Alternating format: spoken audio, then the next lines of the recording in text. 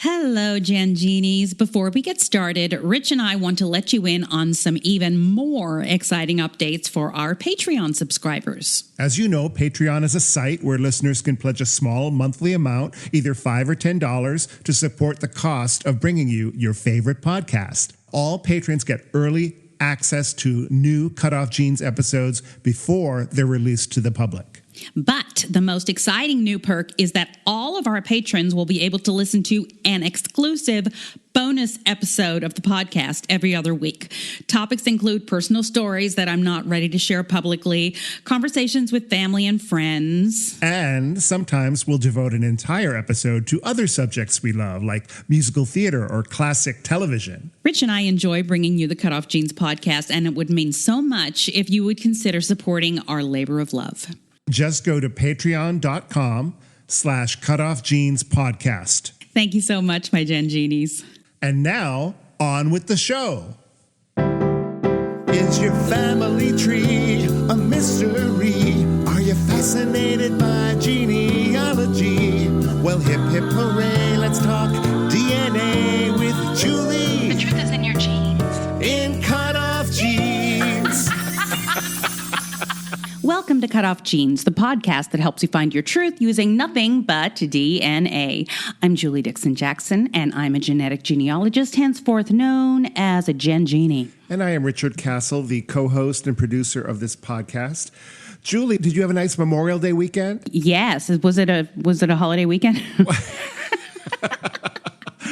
Are you like Maggie Smith in Downton Abbey? What is a weekend? What is a weekend? I think most people with a theater background understands that. Yes, for sure. That whole thing. Yeah, sure. I had a fine weekend. Yesterday I worked all day on Memorial Day because I have a deadline. So I spent the whole day doing the most tedious thing that I'm going to talk about a little bit later. Oh, well, that sounds tedious. Yeah, we just went hiking with the dog, and it was beautiful weather to do it because it was overcast and like mild as opposed to like, in the summer. In the summer, I love to go hiking, but you have to find a place with a lot of shade because LA gets so freaking hot. And my fingers swell, so there's that. I have edema from whenever it's hot and I'm moving. My extremities turn into hot dogs. Have you seen Everything Everywhere All at Once? Have you seen that movie? I've not. No spoilers then, but you'll understand about your fingers when you see that movie. So tell me what's going on with DNA this week. So, not to beat a dead horse. You don't want to beat a live one either, but okay. I don't want to beat a horse, period. But speaking of horses, I want to go back to the field in Leicester why did I forget the name of it? The field where Richard III died. A kingdom for my course. Yes, exactly. Speaking of beating a dead horse. Speaking of... Ching. So I had a gentleman in my cosmetology chair the other day who he and his wife are about to go on a trip to England, and they're going to Leicester, and they are kind of history buffs like I am. And he drew my attention to a movie. And the very first season of the podcast, I spoke about them finding the burial site of Richard III and finding his skeleton and identifying him and all this crazy stuff under a car park in Leicester. And so there's a movie directed by Stephen Frears starring Sally Hawkins as Philippa Langley, who was the member of the Richard III Society who spearheaded the whole excavation. And I loved that I got to watch it because it explained so many things that I was like, what prompted them to look under a car park in the first place? Right. It's a lovely movie. You can. I paid for it on Amazon Prime for $3.99, but it was well worth it. What is it called? It's called The Lost King. The Lost King. Okay. Correct. And so Philippa Langley, The way that she convinced the University of Leicester to excavate the area is her whole point was that she wanted to unsully the reputation of Richard III, because he was believed to have killed the princes in the towers. And members of the Richard III Society don't believe that, and there's no proof of that. But his place in history has him as a usurper. And so he doesn't have an honorable position in history. So there were two schools of thought. One was that he was... of course, his body was dragged through the streets of Leicester naked and displayed, because that's what they did back then, and to prove that he was dead. And one story, and there is still actually a sign on this bridge in Leicester saying that his body was thrown from the bridge and buried underneath it or something like that. And there's a sign that says that's where he is, but that was debunked years ago. The other story is that he was taken to Greyfriars Priory. I think it's a priory. In Leicester, and buried under the choir, which is that section right before the pulpit. Yes. Where there are seats on either side of it. And so... over the years, even though Leicester is pretty well documented, they seem to have lost the site where the site of Greyfriars was. And so it was more appetizing for Leicester University to identify the original site of Greyfriars than to actually look for a dead king. So that's how it was all posed. Anyway... so they went ahead and did this in the movie, and I don't know how accurate, it's from her point of view. I don't know how accurate the whole thing was, but at one point, she was standing in this car park where she believed the Greyfriars was. Oh, the way that they started excavating in this area is because they got a series of maps from over the years and superimposed them one over the other. So like an original, which is actually genius. I don't know why they didn't do that sooner, but they were able to believe that was the site of Greyfriars from the original. It just amazes me that people didn't mark that stuff if it was important. But maybe, I don't know, things get lost with time, and what was important at one time or wasn't important becomes important later. So she was standing in this car park, this nondescript car park, and she looked down, and painted on the ground below her was the word R. Well, I mean the letter R. Oh. But it was like for the car, right? Like your she found the guard and said, "What is this sign? What does this signify? This R?" And he said, "That stands for reserved." But ultimately, that was where she convinced them to start digging. Wow. And because it was they'd cordoned off certain areas from one end to the other, and they were going to start at the other end, and she somehow convinced them that she thought that the choir was there under that, and she was right. Wow. So very quickly they found the remains of Richard III.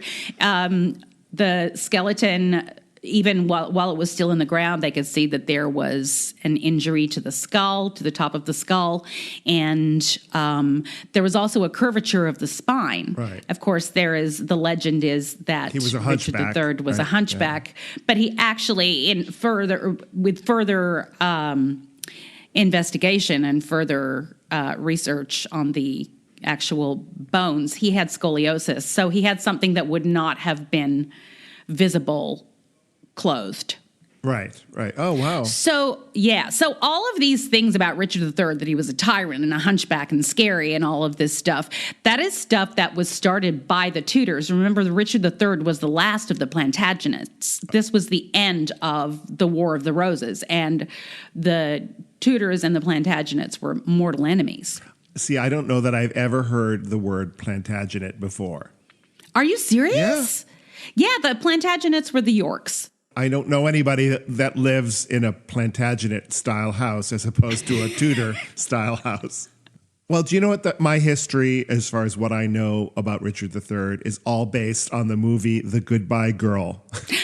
Oh, sure, right? Absolutely. Because in that movie, which is really, really good, at least as I remember, it's been years since I've seen it, but Marsha Mason lives with Richard Dreyfuss, and Richard Dreyfuss is an actor who is playing Richard III, and there's a lot of scenes of him rehearsing it and kind of freaking out over, the way the director, who is Mr. Bentley from The Jeffersons, of course is directing it. And so anyway, it's a great movie, and that's how I learned most about Richard III, including My Kingdom for a Horse, because he says it in the movie. Of course, of course. So so the Shakespeare. Now remember, Shakespeare lived in Tudor times. He lived during the reign of Elizabeth I, who was a Tudor. I always preferred a Forder. I like a four-door car. It's much easier to get in. You ever try to get into the back seat of a two-door? Of a Tudor.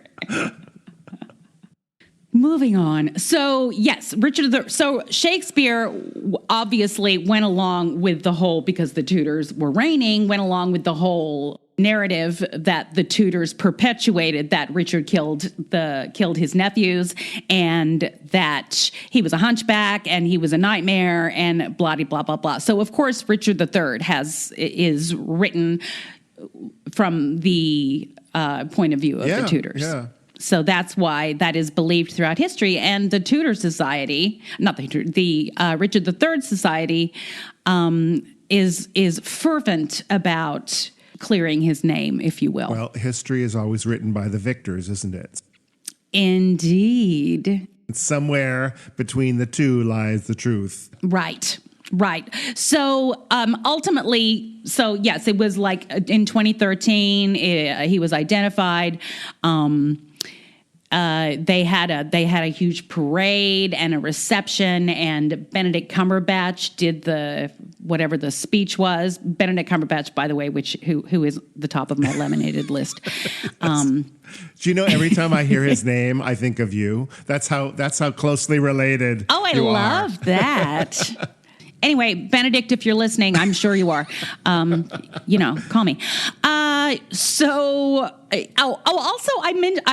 We never got a response from anybody, any of our British listeners, regarding what's going on with the driving course that they're putting on Bosworth Field. And then it occurred to me that what makes me think we have British listeners. Well, I mean, doesn't it? I know we have at least one, because she's been on the podcast. And she told two friends, and so on, and so on. and so on, and so on. I know we do have British listeners, but... I mean, I don't know this, but at one point you showed me some stats of the listeners of our podcast, and it was, I know it was just a number, but doesn't it ever break down to like location or... We're actually pretty well represented in the UK. You sent it to me because we hit a milestone, so maybe... a moment of self-congratulations to the two of us. Yes. After only, 4 years, we have... But for the little podcast that could, I'm impressed that we have well over 200,000 individual downloads. Yeah. It's almost mind-boggling to me that 200,000 people have listened to our voices, Right, or probably less than 200,000 people, but because I'm assuming those same people listen every week, and they're individual downloads of each episode. Okay, well, whatever. We've been heard 200,000 times. But so just to wrap this up, so Philippa Langley, basically once he was identified and they had this huge extravaganza in the film, Philippa they had a press conference, and she was excluded from, even though she spearheaded the whole thing. And she was not, and she didn't even go to the ceremony. She actually ended up going to, in the movie, she ended up going to a local grade school to talk about Richard III, which I thought was a nice touch, because basically she just wanted to educate people. and children are the most important people to educate. That's right. So that was my adventure. It's called The Lost King by Stephen Frears, starring Sally Hawkins, and it was a great little watch for somebody as obsessed you're quite as the I am. Anglophile. So for other Anglophiles, look up The Lost King. Shall we take a break? If you're enjoying our podcast, please subscribe, rate, and review, or consider supporting us on our Patreon page, patreon.com/CutOff Jeans Podcast. Now back to Julie and me. All right.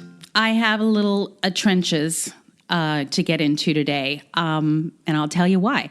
I am in the process of partnering with another company, not unlike the one I used to work for, but much better, that with starting a genetic genealogy department with this existing company. That's so exciting. And yes, so we're in the process of doing this. We've been doing this for a while, and I can't really talk about it until obviously the ink is dry.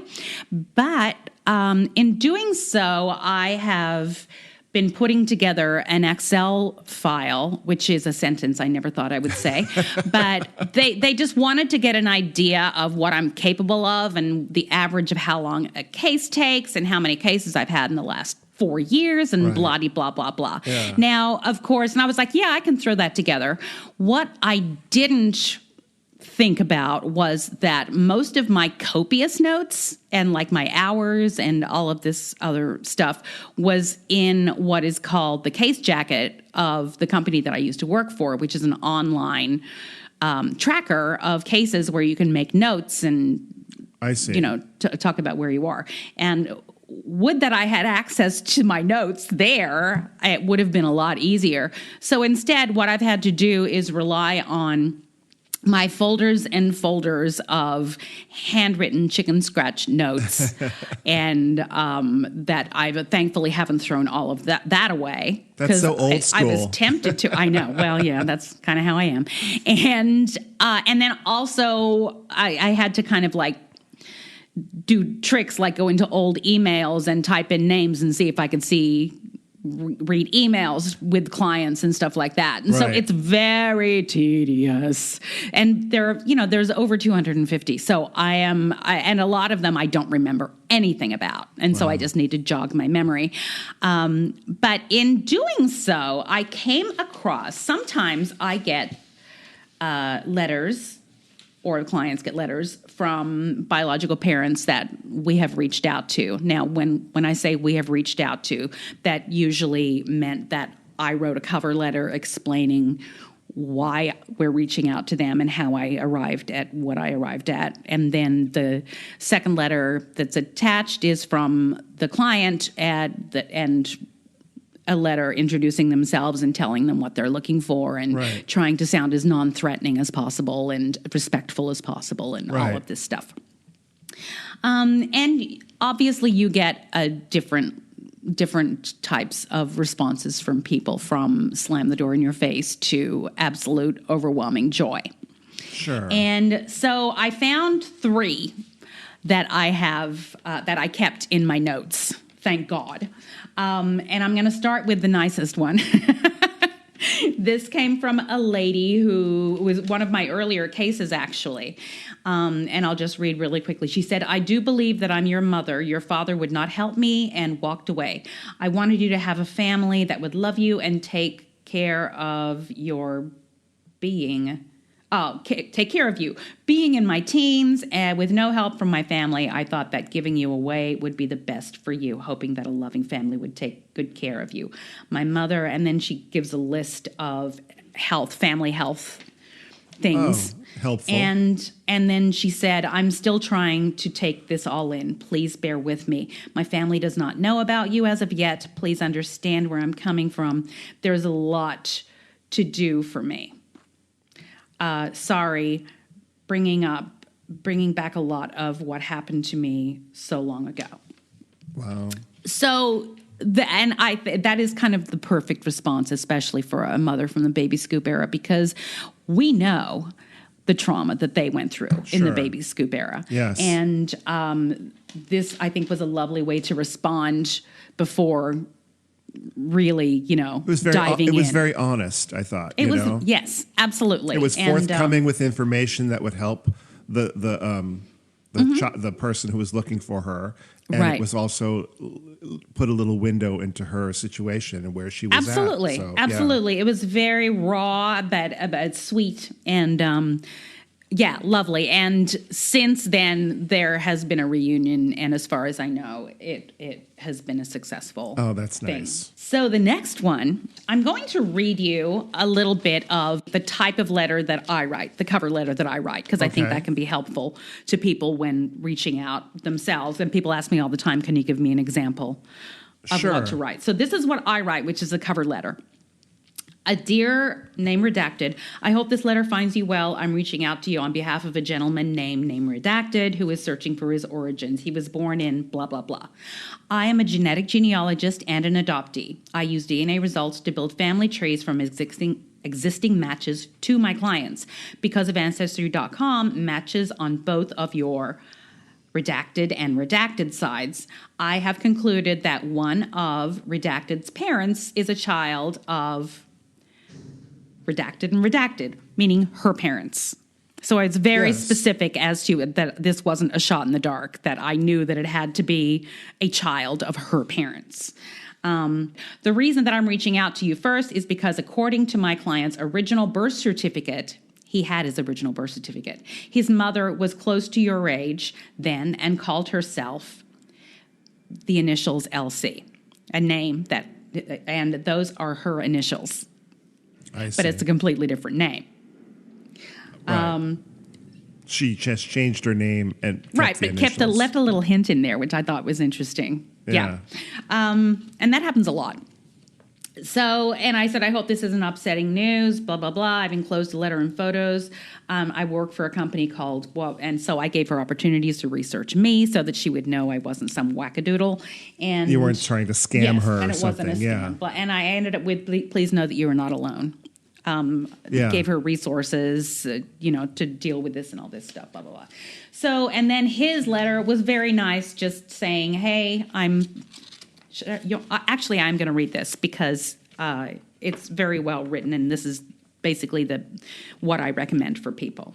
My name is Redacted. I was born at Redacted. So he tells about what his life was like, and then his education and all of this stuff. Says he had fantastic, loving adopted parents, but after his parents died, he knew that he wanted to figure it out. He said, while growing up, there had always been thoughts of who are my real parents, what are they like, what do they look like? But I never had a drive to really find out. Both of my adopted parents have passed on, and the various modifications in state adoption information laws and DNA.com or Ancestry.com, my adopted brother and I figured we'd go ahead and start our respective searches. Technology is great. It brought me this to you after 52 years. I think that's pretty cool, and I hope you do too. I'd love a chance to be able to converse with you and hear about your life and family history, answer any questions you might have for me. I think it'd be a really positive experience, and I look forward to it. Hopefully you'll feel the same way and we connect. Thanks for taking the time to read this, and I hope to hear from you soon. I've attached a few photos as well. Yeah, that's a nice letter. A nice letter. Non-threatening, non-whatever. So, and your client is 52 he's years 52. old. I mean, yes. So he's not... he's not looking for mommy. He's not, yeah, exactly. Yeah. Exactly. Yes. So... And it's sort of like at 52, it's either now or never, I correct. mean, in terms of if the parents are going to be alive. Exactly. So she sent the whole thing back to me, and at the bottom of the letter that I wrote, she has it dated, and this is what it says. I do not wish to be contacted in any way. This was a very bad time in my life. No one in my family or my husband knows anything about what happened to me. Thank you. And her signature. And then she said, P.S. I do not know the father's name. I made it up on the papers. Oh, man. Yeah.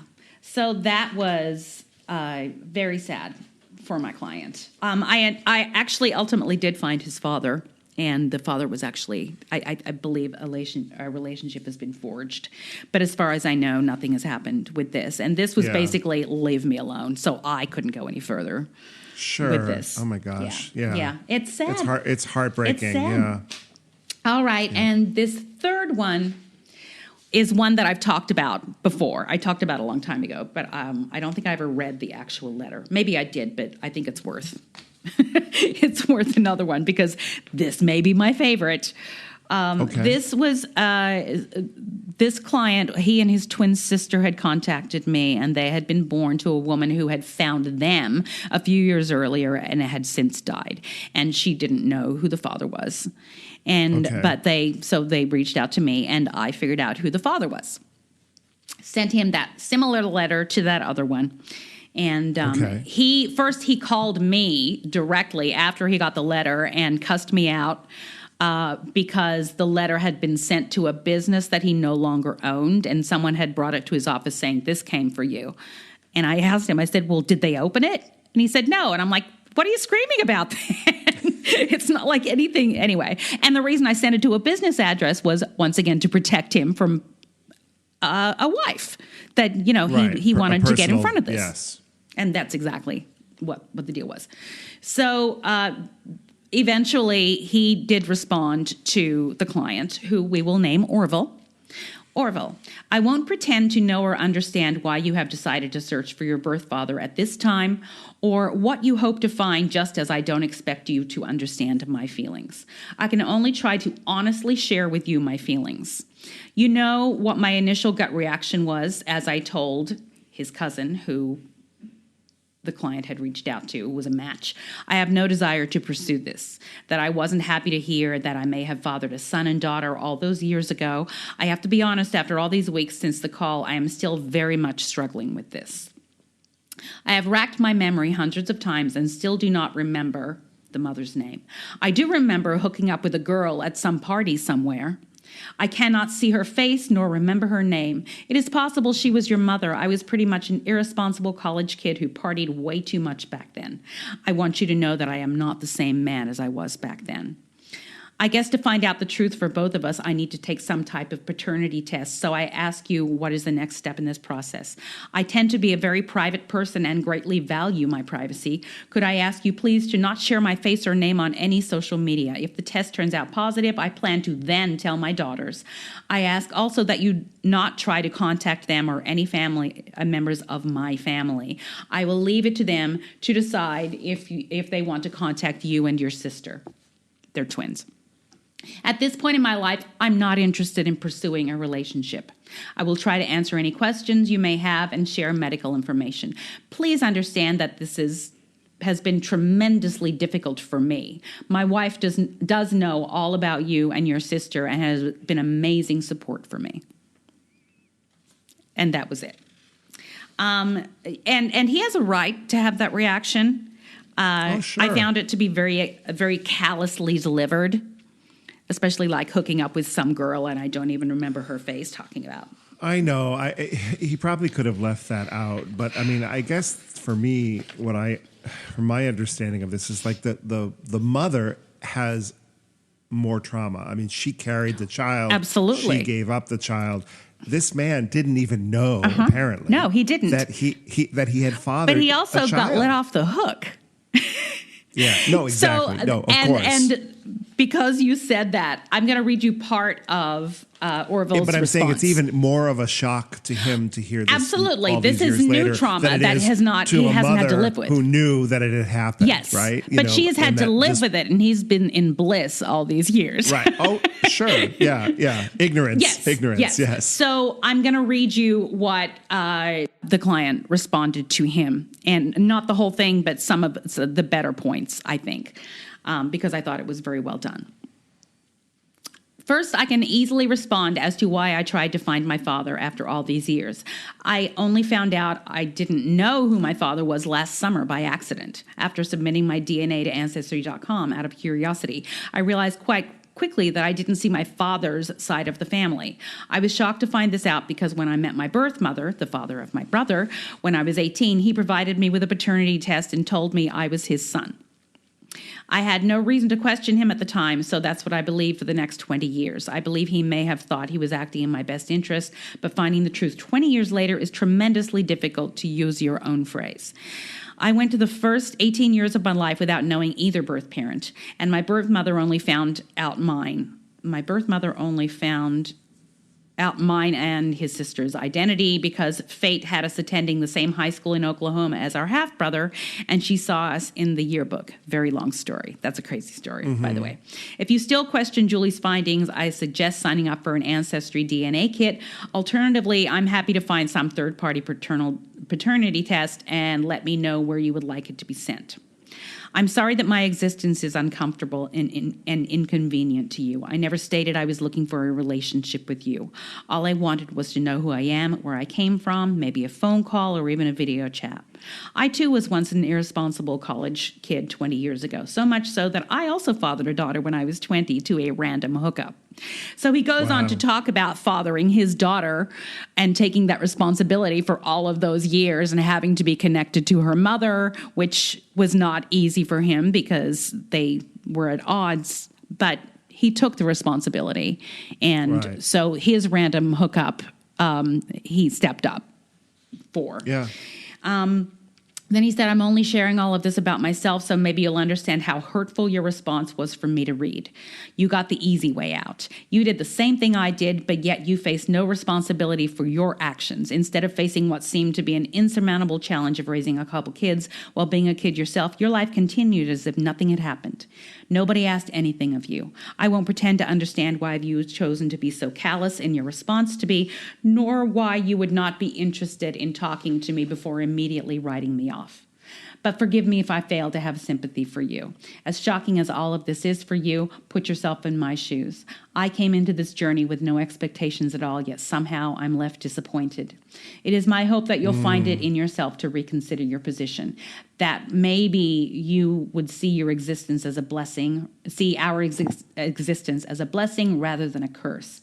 You would find out that we were both good, highly principled individuals who overcame more adversity in our lives than most people could know. Lastly, I'm a private person as well. Unless you're a picture of my dogs or any of the many mountains I've climbed, you can rest assured that I won't share you on social media. Regards, Orville.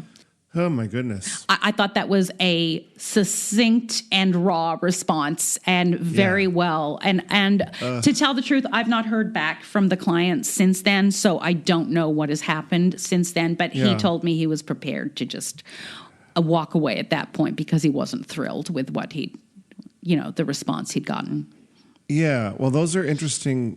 Definitely, I like the way you presented the different scenarios through the letters. So that I hope our listeners will get a little window into the spectrum of responses. And it is a spectrum. You just never know. And that is why I tell my clients, first and foremost, to manage your expectations and be hypervigilant like me, because anything can happen and you just don't know. Let's take a break. Thank you for listening to CutOff Genes with Julie Dixon Jackson and Richard Castle. You can support us by going to patreon.com/CutOff Genes podcast. Now, back to the program. Okay, it is time for the third and final installment of my conversation with adoptee and artist Emily Alber. I left on quite the cliffhanger last week or last episode. So finally you'll get the answer. I believe it had to do with murder. So this is the final conversation, or the final part of the conversation I had with Emily. Let's listen. My biological mom called me and she was like, I heard you're looking for your father. And I was like, yep. And she goes, how much do you know? And I was like, I know a lot. And she was like what? And I was like, he murdered his brother. And she was like, yes. And I'm like, how did you meet him? And she was like, well, we were in rehab and he was in my group and they ended up hooking up either like outside of rehab in her car, or they went somewhere, like they were young. I hate what I mean, but that's what happened. And it was really hard to learn about that. And did your mother's family tell you this? No, and they don't know about it. So how did you find out about it? Well, because I found his family first. Oh, okay. So they actually directed me. I was driving through North Dakota to get to Utah and stopped. They were like, you need to stop in Beach, North Dakota. Your cousins are like working at the courthouse and like have documents for them. There's like 900 people there. So like, of course, it's like my family are the people that are working there. And like, we're, and he was a cop. And there's like debate on whether this was like accidental or I don't know if there's debate on whether it's accidental, but I think there's people that want to believe it's accidental. I don't know. But anyway, so he ended up going to jail for a year and then going to rehab for a year. So I was like, ew. So if he wouldn't have like killed his brother, you two would have never hooked up. That's really scary. And that's like, that's when stuff just started clicking in my mind that like there are these worlds going on that are like so I mean, this is one of those things, like we come with histories that, you know what I mean? There's just these complex realities that were occurring. It wasn't just, I'm pregnant and here, Emily's parents have my baby. It was like, there's this whole insane chain of events. Yeah. Well, the funny thing is she was like, and, I got a letter from him or from his wife saying that she didn't want to leave her husband alone, blah, blah, blah. And she's like, and then I wrote him a letter that he was responding to, telling him that I was pregnant. I was like, how could you do that if you don't know his last name? I'm like, so we found out that my grandma wrote letters to both of them. To both him and his wife? He didn't have a wife. Oh. The wife was my grandma's female handwriting. Like, what? Do you know what I mean? So I figured that out when I was in Utah. But the worst part was when I called my sister, my adoptive sister, and everyone laughs when I use this voice, and I know no one here is going, but to me it's funny. I called her, and the first thing she said, because I didn't know she was about to do our family pregnancy announcement. Oh my God. So of course, I stole the fire. I call her, and I was like, I just found out that my biological father killed his brother. And she goes, why can't you just be grateful for what you have, Emily? Oh my God. Oh my God. That is the most triggering thing for all of us. You know that. It was, and I was a terror for the rest of that trip. I was like, like, why is she like this? Like, I was so angry at her. I was so unhealed at this point, just period. So yes. Oh my God. And then I walk in the house and I'm crying and telling Andrew all of this stuff. And then I get a FaceTime, and it's my sister and my brother both announcing their pregnancies, like on the phone. Wait, your sister? They're both they were pregnant with both of their partners. Yeah, at the same time. Yes. Wow. I was like, my God, like, and I'd been crying my eyes out, and so I pretended to be crying for like happiness. Oh no. Yeah. Oh my gosh. It was so wild. It was so wild. Well, I wanted you to backtrack a little bit and give me the process of how you located your paternal line. So it was Ancestry DNA, and I just lucked out. There was like a genealogy fanatic in the fam that like built out this whole thing, but we couldn't figure out where I fit. They were like, there's no way. Well, he was in jail, so he can't be your dad. I was like, well, his name's Kevin, and last names are kind of similar, and the age seems kind of appropriate, so I think that might be it. And there was also a double adoption, which is me and my grandpa. So I connected to the Chesley family when really it's a different family. Which is your grandpa's line. Yeah. I see. Was connected to my grandpa's line. Gotcha. And then I figure out what happened with the adoption and who the kids were. And there were only 2 boys, and one got killed in 1981. And then I was born in 83. It was crazy. Wow. So finally, like, figured it out, and I was like, this is nutty. Like, so much. It is so much. And he also is so much. So it's rough. So he spent a year in prison for killing his brother and then went to rehab and then he was done. Yep. Wow. Okay. A year? Yes. And I can speculate why, but like, I just don't really want to talk about it. Sure. Okay. So from there, you had to go to this town that he was from to meet his family. And then how did meeting him come about, or did it come about?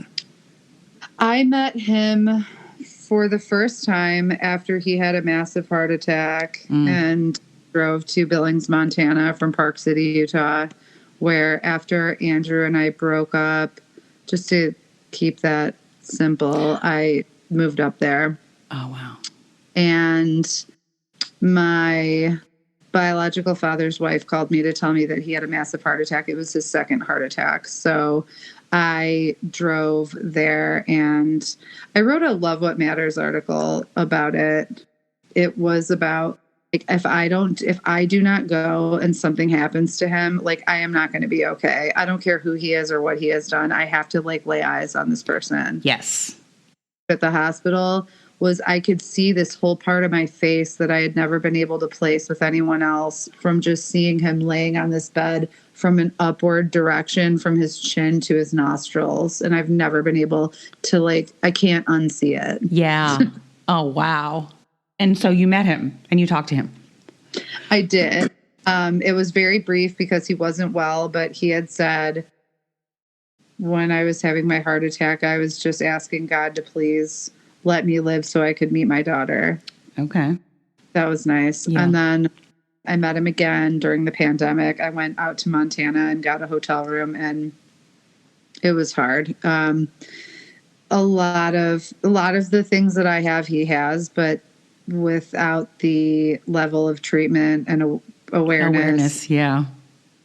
He also has Parkinson's and I believe schizophrenia, even though I don't have schizophrenia, but he has even, like, just more additional things. And it was, to rewind just 1 second to the first meeting. Yeah. So upset I missed. Anne Heffron did this, like, adoptees who, like, chose not to have children. Mm-hmm. I wanted to have children with the person I wanted to have children with. And after I met my biological father in the hospital, I remember coming home and back to Park City and calling my parents in the car and being like, I'm ready to have my hysterectomy and my oophorectomy. Like, I can't do this to kids. Wow. It's too much. And so I moved up a surgery that I had planned. I did randomly ask another ex-boyfriend to have a kid with me, though. Before that? Was weird. I hit the best person I know. This guy is, like, pure nice.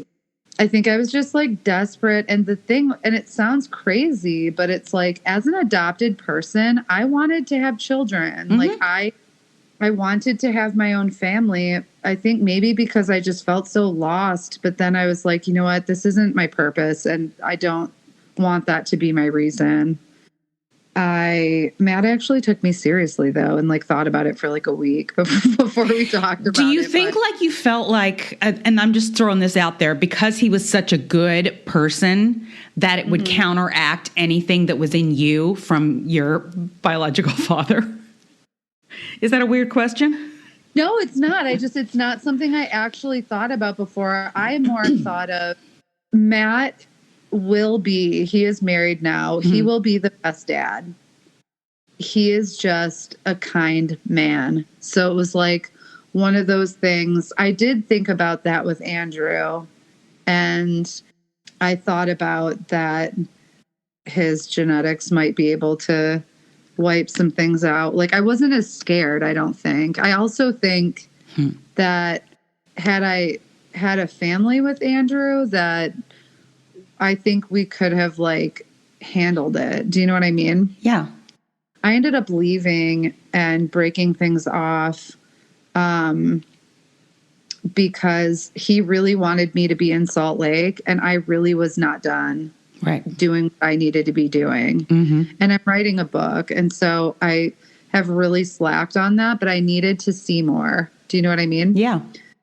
I don't know. Everything works out for a reason, and I think both of these guys have moved on to relationships that I think they're much better suited to be with these people. Because I tend to think that about myself, because I think I'm so complicated that it's just got to be. Yeah, I get that. I feel like a burden. And that's something that I do think some adoptees do feel. It's like, you know, when you're given away and no one understands the whole, like, you can't just people don't realize how many things come with just giving a baby to new parents. Yes. It's not cut and dried like that. There's no and not even just have a history or a past. Yeah. We have our genetics, and there's a pull with that, by the way. I don't know if you did this, but when I was younger, I used to fantasize in my mind and be like, can I feel where they are? I could do stuff like that in my head. And like, I still always feel a pull. When I'm in North Dakota, I am totally from North Dakota. Like, I fit in there. It feels like I'm going home. My grandma's always like, it feels like you've just been with a babysitter for, Yeah. Because I'm so integrated. Our family's so dysfunctional that I'm just the adopted one. Right. But you all have like some level of dysfunction that just seems to make sense. Yes. When I was there last, I was like the one directing a funeral and writing the obituary. We're like all taking stuff out of his basement. And I was like, you guys stop. I'm the adopted one. I get the pictures. And they're like, fine. And it's like, it's so weird how normal that is for us. Oh, that's amazing. And that's your dad's side? That's my bio mom's side. Oh, your mom's side. Okay. About the being adopted is it feels like a burden on the other people in your family. I've felt that too. In my family. Now, I didn't come out of the fog until after I had my daughter. Okay. So I was already married and, wanting to have a family. And it wasn't like being adopted, even though I'd already found my biological mother, it wasn't like at the forefront of my mind. And I didn't look for my father until after I'd had my daughter, because I realized, oh my God, I need all of this. I need information about both sides of me. The search for my father only made it more intense and kind of threw open the doors of the fog, to where it's now become my life's work to make adoption better and to listen to adoptees and give adoptees voices, because we're still not allowed to have a voice and an opinion about this. I don't remember where I was going with this, but I just wanted to tell you that I get it. You've had a similar experience with coming out of the fog with me, as I do. Man, I just jumbled my words up. That there's a precipitating event that causes you to be like, whoa, but then everything comes in waves. Yes. It's like we don't all of a sudden come out of the fog. Like, I still come out of the fog. Yeah. It's like never ending. And as Tony Corsentino, who I love, he said something on Twitter where he was like, so long as I'm in this body, I'm adopted. And it's like, here's something to that effect, but it's so true, where it's like, so long as I am in this body and an adopted body, I'm experiencing adoption trauma forever. It's the trauma that continues. Yes, it's not a one-time thing. It's not a like, I was adopted, but now I'm not. It's no, because we still have to have our own unique reactions to when my dog dies, when my parents die, when something happens. I'm estranged from my siblings. They've had kids since I've not even spoken to them. This is the stuff that just continues to like torture you. Yes, because we're not allowed to experience. This is why so many people stay in the fog, I think. Oh, yeah. Because it's going to make people uncomfortable that don't want to be uncomfortable and don't understand and are not willing to validate you. I think I was seeing things for what they were when I was really young, and that's why I got like straight to the Captain Morgans and yeah. Yeah, that makes sense. Wow, Captain Morgan's, that's heavy. I was saying to my mom, I was like, I was just trying to regulate my nervous system. I wasn't trying to be bad.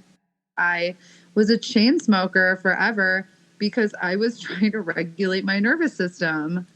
Oh, that makes so much sense to me.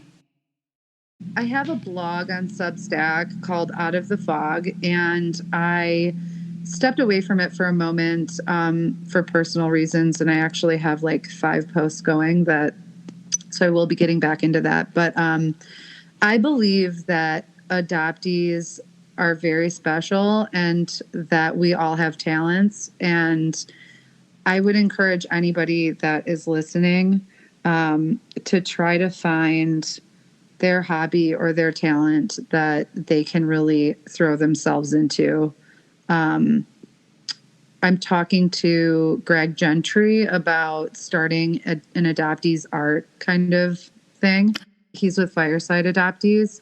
The most important thing for me about this is to elevate the voices of other adoptees. Emily, that's an amazing story. And thank you so much for your vulnerability and your honesty in the whole thing. I really appreciate it. Oh, no problem. It was my pleasure. All right. Thank you so much, Emily. I loved having that conversation with her. Like I said, I feel like we're kindred spirits. Well, thank you, Emily. Yes. And if you'd like to get in touch with Emily, I think you'll find her at Emily Alber Art, I believe. She's a wonderful artist. I am Richard Castle, and you can find me on the web at richardcastle.com. And you can also follow me on the Twitter or Instagram, and that's at Castle Songs. And you can find me at cutoffjeans.com or email me at julesjackson@cutoffjeans.com. Find me on all the socials. Join the Facebook group. Please subscribe, rate, and review. We don't ask that enough, but actually reviews and ratings on the podcast really, really help us with our visibility, and feedback is always appreciated. Julie, for our regular subscribers and our Patreon subscribers, what would you say to them right now? I would say right now and always, the truth is in your jeans.